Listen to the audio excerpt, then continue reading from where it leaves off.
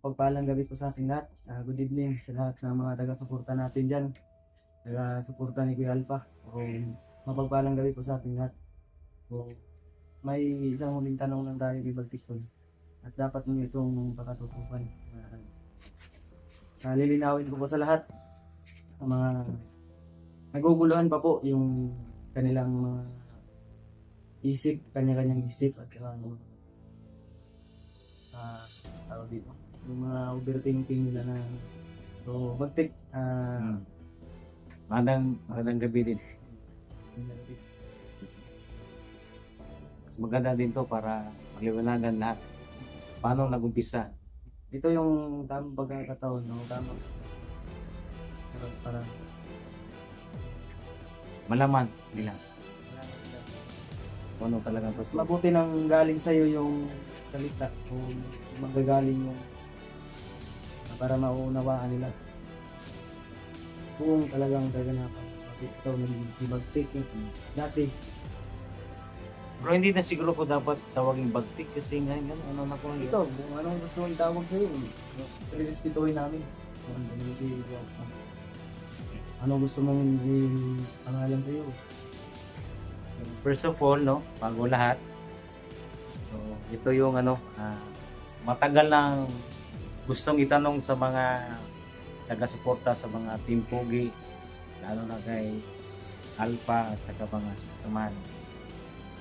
Ito kasi yung nangyari kung bakit ako napunta sa bundok.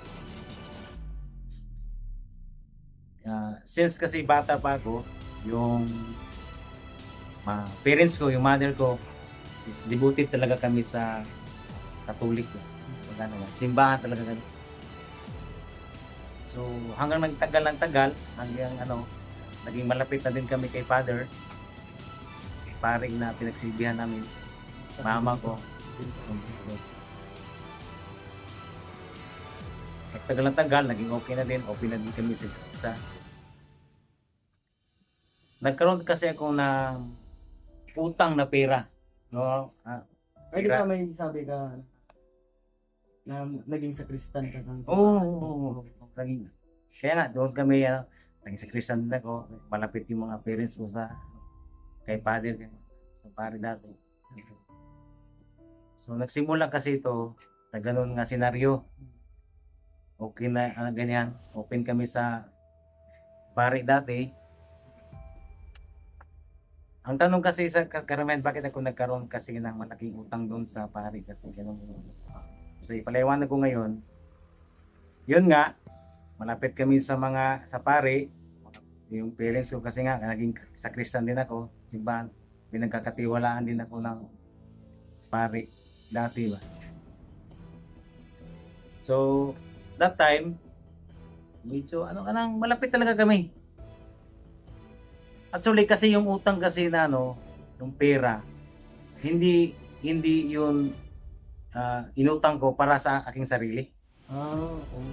Yun ang yun. Saan mo pala yung Nautang ko yun kasi nga may kaibigan din na lumapit din sa akin ba. Nanghingi ng tulong na Ngayon, naguguluhan case ko. na emergency nga ba. Hindi ikaw yung nagamit ng pera. Oo, hindi sa akin yun. Pero yung 70,000 kasi hindi yun one time yun na inutang ko ng bigla 70,000 sa pare. Oo. Lang konti-konti lang. Una na. Oo. May kaibigan ko kasi lumapit sa akin. Humingi ng tulong kung pwede ba daw tulungan ko siya kasi yung emergency, yung nandun sa hospital yung yung Bagtek, yung murado ako babae yan, kaibigan mo na yan. Tama o mali? hindi, lucky yun. Huwag kang sinungaling. Lucky. Ha? Kasi nga, Lalaki? yung Lalaki kaibigan talaga? ko kasi pamilyado din ba? Bagong panganak yung asawa niya. Tapos, Siguro mayroon mga problema doon sa siyempre pag yung 9 months, di ba? Dapat magandaan mo talaga yun, di ba? Pero kahit anong paghahanda siguro, hindi ko alam, siguro yun ang naging ko, sinaro ba? Bakit ang laki? Kulang siya ng pangbayad sa hospital niya. Ano yun? Cesarean? Bakit mahal? Cesarean? Ayun. Si yun, si is, tawag mo, si is. Si naman noon. Si is. Oh, Oo. si is. Cesarean. Lumapit siya sa akin kung may ano daw ko, kung may natira ba daw akong pera. Kung bakit may naipon ba daw ako ba? Ano ba? Extra. O extra ganun ba? Sabi ko sa kanya, sa totoo lang, pre, wala talaga akong extra, wala talaga akong pera kasi nga, hirap lang din kami. Yung yung trabaho lang namin sa kumbento, tama lang pangkain lang namin ba? Pang araw-araw ba? Tapos may mga kapilit pa akong nag-aral, ganun ba? So, lumapit siya sa akin, ganun. Siyempre, kaibigan ko. Tapos, first baby pa niya yung, yung sinilang ng, Ang sila sa oo, first baby pa niya. Naisip ko,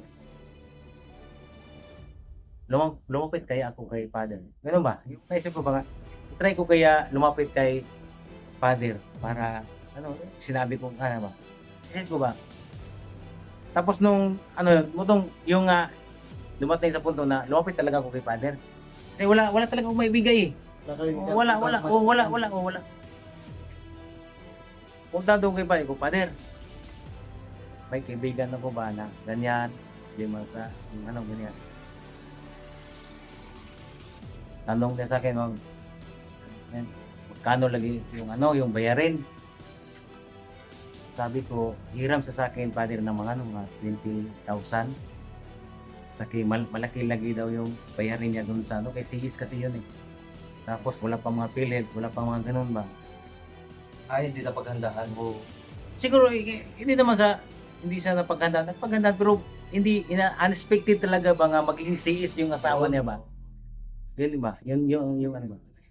Kasi kung naging natural lang siguro natural born lang siguro yung baby niya, siguro may pang siya. Oo. Papaghandaan. Oo. Kasi mahal kasi yung Oo. bayan yata pag cesarean. So, yun nga, dumating yung time ganon, lumapit siya sa akin, nilapit ko din kay Father. So, Father, pwede ba ako makapangiram sa ganyan na? Kahit mga 20 lang. Siguro, dahil sa malapit kami kay Father, pinahiram niya ako. Yun nga, okay na. Naging okay na yung kaibigan ko, kumpare ko, labas na, okay na. 20,000 yung nahiram ko ha. 20,000 yung nahiram ko. Una. So, mga ilang araw din, ilang buwan, ganun. Pero, Hindi pa nabayaran yung 20. wala pa. Sige. Wala pa, hindi pa na Eh, sabi ng kaibigan ko, basta kay, siyempre, hindi ko din pwede na purusin yung kaibigan ko kasi lang yun tricycle driver lang din yung kaibigan ko. Ay, oo, mahirap. Lang ba? Yung kahit ba? Ito lang. Sakto-saktuhan lang ba? So, ganoon. Laging dumating yung mga ilang buwan, may lumapit na naman din sa akin. Lumapit na din, ba? Siya pa rin. Hindi Iba na. okay. Putay. Siguro magagalit ka na kung Hindi, okay na. siya Okay pa na. rin. Sige, Kung pakinggan gano'n. natin. Siguro, iba na. Kaibigan ko din. Siguro, hindi naman sa siguro, napagsabihan ng kaibigan, yung kumpare namin na, doon ako lumapit sa kay Baktik. Kasi, yun na, kaibigan yung pare. Ganon siguro yung scenario siguro ba. Kaya, lumapit na naman yung kaibigan ko, yung ibang kaibigan ko. Hiram na naman kung mahirap naman kasi nga kasi ako ako yung nagiging grantor sa pare. And then ayaw ko naman magiging abusado sa pare ba kung magaganon ba. Pero tinatry ko pa rin. Tulungan ko rin. Hingi naman siya ng another 15,000 hinihingi na sa hiramin. Mapigat. 20 tapos 35,000 na yung yung nagiging naisip ko ba? nalala ko, bagong baka ano bago. Pero may tiwala naman ako sa mga kaibigan ko. Ano ba, kasi nga, matagal na din kami kasama sa trabaho. Busy kasi ganyan daw. Alam mo naman, yung pare, pag lalapitan mo yun, kahit walang-wala siguro. Pero yung Father, mabait talaga yung Father. No? Cut out to you, Father. Mabait ka talaga. Dumating yung time na pinahiram na naman. Kasi Baka nanonood, Bagtek, baka nanonood si Father sa langit. Patay na kasi. Sabi mo, patay na. Patay na ba totoo? Ha? si Father, Oo, sabi mo, patay na. kaya nga, Baka nanonood si Father sa kaya langit. nga, sabi ko nga, Shoutout mo. kaya nga, malaking utang na loob ko doon sa kanya talaga. Yun nga, gano'n na. Dito na, naging 35,000 na yung naging utang ko kay Father. Magkano na? 35,000 na. Kasi nga, yung mga, yun nga, alam mo pare, alam mo Alpha, ang nagiging pangit lang sa ang nagiging pangit lang sa sitwasyon ng ating ugali, kung saan tayo medyo pwede makahingi.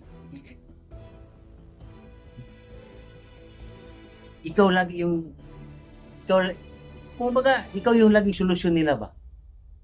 Alam mo kung ito prangka lang sa mga viewers ninyo.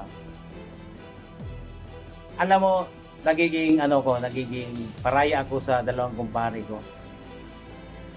Pero sa tingin sa na-realize ko kapag ikaw yung madaling lapitan, Tama yan, tama. Totoo yan. marami talaga ang lalapit at lapit sa iyo. Nagpakasakali ba? Kaya ikaw Na ngayon yung kung pwede nagsusa- kang hinga ng tulong. Yun ang yun ang nagkaka Reality yan eh. ang pagkakamali lang talaga. Nangyayari sa Ang buhay. pagkakamali lang talaga kasi hindi sarili kong pira yun. Yung ako yung nagiging garantor. Tama. Yun ang nagiging mali doon eh. Kaya nga umabot ang utang ko doon sa Father 70,000 yun. Hindi yun biglaan ha. Ano lang, ganyan lang. Sa dalawang tao lang yan. Konti lang, may nanghingi ng ganyan na. 3K, 5K, kaya lang, hingi lang ba? Hanggang sa patawan ako kay Father, no? Ay naman ito. Kinausap niya talaga ako. Kami lang dalawa. Sabi niya, usapang turuto pa. Kinausap ako ni Father. Sabi niya, Wait lang. Gusto kong laruin. Kinausap ka nung buhay pa o patay na siya? buhay pa. Pangit na magkausapin Kaya natin. nga eh. Buhay pa. Mabuti na. Kaya ito ba?